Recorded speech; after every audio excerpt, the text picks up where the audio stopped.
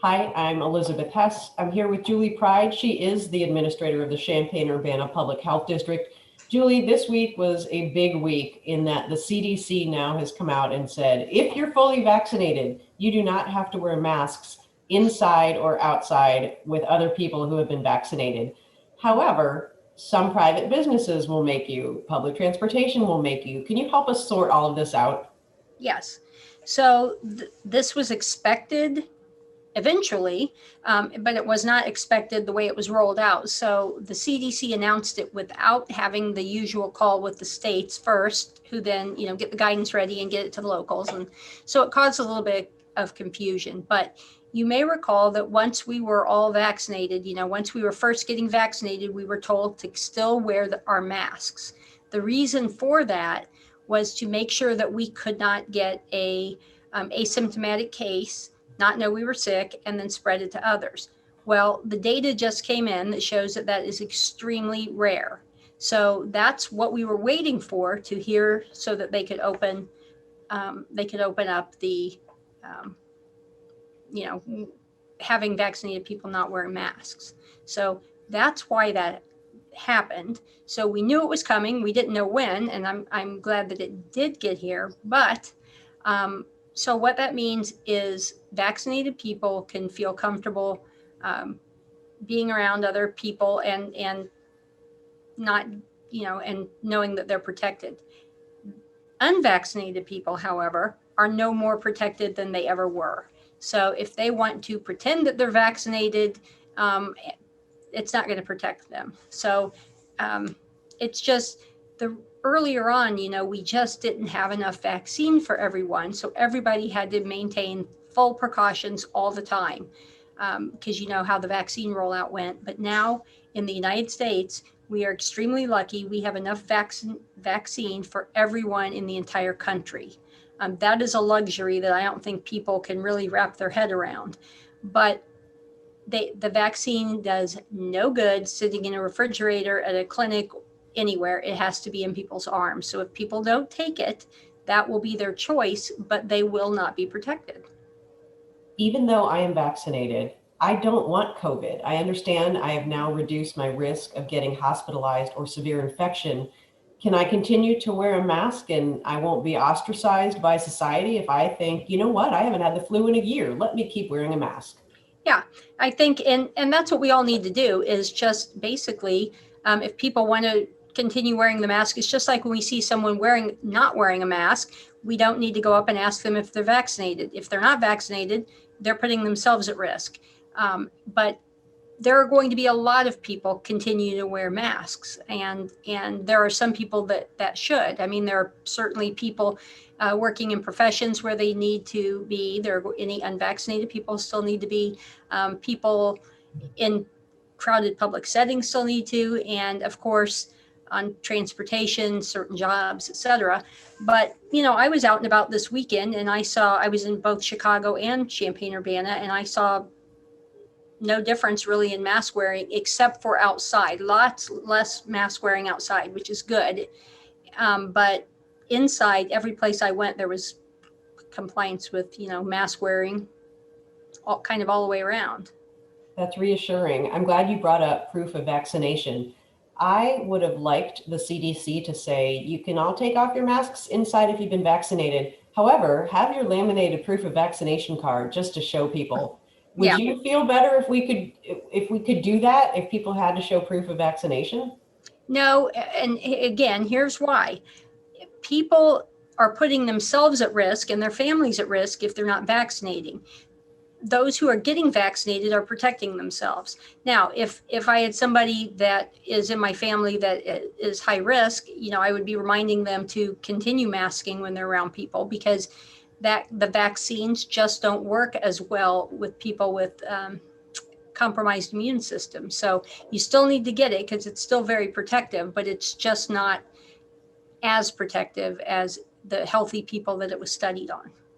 You have told me on this program that you will probably wear masks on airplanes and for the foreseeable future. All of the airlines are continuing to require masks. So we are not completely to have a burn our mask bonfire yet, because there are No. plenty of places that don't want you to take your mask off. Absolutely. So just because the CDC is now saying that's safe, that does not mean that places cannot still have mask mandates in place. Um, because healthcare facilities, for example, people are still going to be wearing masks. Public health, healthcare areas, people are going to be wearing masks. Airlines, any business. I mean, you can own a hair salon and just decide that everyone that comes in there needs to wear masks from now on. Then that's perfectly okay. So yes, do not get rid of your masks. I was completely comfortable running around this weekend outside everywhere without a mask on, and it was lovely. But have it with you, because I went into some museums this weekend and they all still have the mask mandates in place, and you could show up at a grocery store and it could have it on there, or a gas station. So some places will require it, some won't, because of the calculus that you're talking about, like who's vaccinated, who isn't. But as far as the vaccine passports that people have talked about, really the only way for those to be useful is if they are like somehow connected to your electronic health record, or something where you have it's more difficult than just making a Xerox copy of a card, for example. So people just have to continue doing what they're doing. If they're not vaccinated, continue to protect themselves. The easiest way to protect yourself is with the vaccine, but if you choose not to do that, then you're going to have to continue doing it the old-fashioned way, with masking and distancing. My family added another vaccine card to our midst last Friday when they opened it up 12 to 15. And I just want to say how amazing the process was. We had to go out to the old dress barn, and they get you in. The kids who are afraid of needles get to go right away. The kids that, 12 to 15-year-olds don't want to go anywhere with their parents. But it was the most efficient, most incredible experience. So where else can 12 and up get their vaccines now? Everywhere that has Pfizer. So all of the pharmacies, CUPHD, we're having clinics on Fridays. We're doing lots of outreach clinics. Carl's Dress Barn location has been, like you said, just completely efficient. And it's up to, there, I think, around 115,000 vaccines given. So it's an astonishing accomplishment. And but yeah, you can just go to vaccines.gov, and you can see anywhere where the vaccines are available. The residency requirements, everything is being lessened down and relaxed so that people can just get it when it's most convenient for them. But we do need people to get it and not to wait. I would love to see our community way highly more vaccinated, like 85% or so before fall, because we're still going to go back in fall in winter, where everybody's back in together, and other viruses, including flu and things, will be spreading. So I'd like to see us get this COVID thing behind us. There's probably no one more interested in that than me right now, at least locally. So we're ready to get everybody vaxxed up and move on. And the group that we all have our eyes on now are 0 to 12. And I am excited for my friends with 12 to 15-year-olds, but everyone's holding their breath, because that's all we want, is for our children to be vaccinated and go back to school and resume normal life. Yes. There are trials currently, correct, for the younger age? There are. When they will be done exactly, I don't know, but yes, there are. And there will be the same, excitement around that as it has every time, we've been able to move down, into a new group so far. So I hope by fall we'll be able to see kids being offered the vaccine. I know you've said this twice already today, but I think I need to hear it one more time, because the Y, where I take my exercise classes, is opening up. You don't need masks on June 1st, and you're inside a room with 25 other people breathing heavily. I'm okay if I've been vaccinated, because it just feels like it's too soon for me. I know it does. It's unnerving, because it's such an unpredictable virus. I totally get that. But that's what the studies were that we were waiting on. That's what we've been waiting for the CDC to get that information to us, and it had to progress long enough so that they could see, are these vaccines working? And they are working, very, very well. Can people get it? Yes, they're not 100%. It is not 100%. And even, again, if people are immune compromised and they know in general vaccines don't work as well for them, they need to consult their healthcare providers, and they're probably going to tell them to keep wearing masks when they are out in public. But, again, anyone can do that. I would be surprised if you do your exercise class if there aren't some people wearing masks anyway. Yeah. I mean, I think there will be a lot of people who are wearing masks. And kids from 2 to 12 should still mask up indoors if they have play dates or indoor sporting events, because even though it has been proven that they recover more quickly, there are some cases where they haven't recovered as quickly, correct? Correct.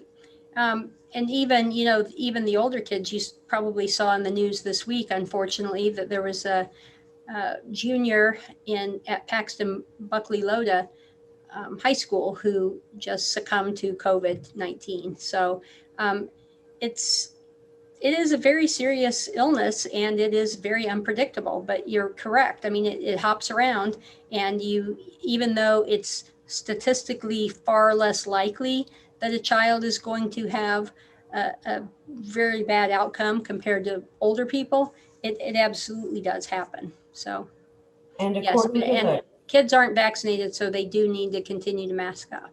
But the vaccine is proving really high efficacy in the 12 to 15 group. I mean, 100% effective. So we can only keep our fingers crossed that 0 to 12 will also fall under that. Yes, the vaccines are working far better than I think we even could have hoped, really. I mean, it's just, they are proving to be very, very effective. When you look at the data of seniors, for example, and how fast the death toll has come down on that, it is really remarkable. I mean, you look at long-term care facilities and it's just a straight downhill drop once vaccination got going. So you're allowed to pass on this next question because I call it a landmine when you're interviewing somebody, but 42% of Republicans have expressed that they won't get the vaccine, 19% of Democrats. When did a pandemic become a political football? Well, apparently last year, because that hasn't really been a thing that I remember dealing with in the past. But it's just simply not a political issue. It is not. It's a health issue, and I really hope that people talk to someone that they trust to get medical advice. If you think the CDC is full of crap, then talk to your own healthcare provider, because obviously if you're going to that healthcare provider, you trust their opinion. Talk to them. They know your own situation, and really consider getting vaccinated, because it's always been really hard when somebody is hospitalized or dying from COVID, but it is even more so now that vaccine is so widely available.